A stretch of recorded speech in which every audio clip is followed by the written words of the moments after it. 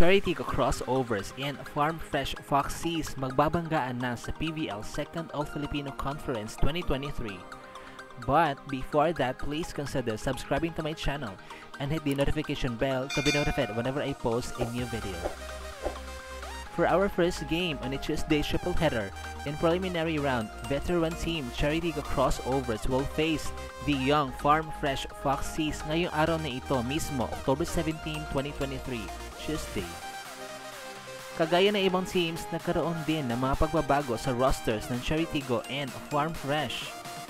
Dahil nga recently ay napabalita ang ace player ng CTC na si Mylene Paat na di umano nagka-injury ito sa kanilang training at si Aya Lowry nga daw ang napipisil na papalit bilang opposite spiker sapagkat isa din ito sa position na comfortable si Aya na laruin maliban sa pagiging setter at ilang beses na din siya nakakuha ng awards when she was still playing for the utility position.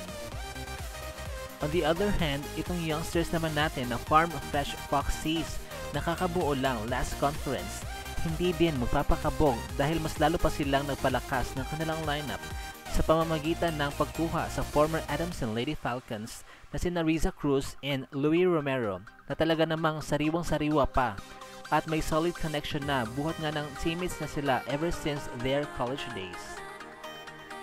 Dahil nga walang naipanalo na laban ang Farm Fresh Foxes last conference, masungkit na kaya nila ang kanilang kauna-unahang panalo sa PVL sa pagkakataong ito? Or hindi pagbibigyan ng Cherry-Tigo crossovers ang mga baguhan at tatalunin lang nila ito sa kanilang unang pagkaharap? Kaya abangan ang kanilang sagupaan mamaya na po yan around 3 PM. At dito na nga po nagtatapos sa ating video. Thank you so much for watching. Huwag niyo po kalimutan mag-subscribe sa aking channel to be in the know about the latest snippets with regards to Premier Volleyball League. Bye!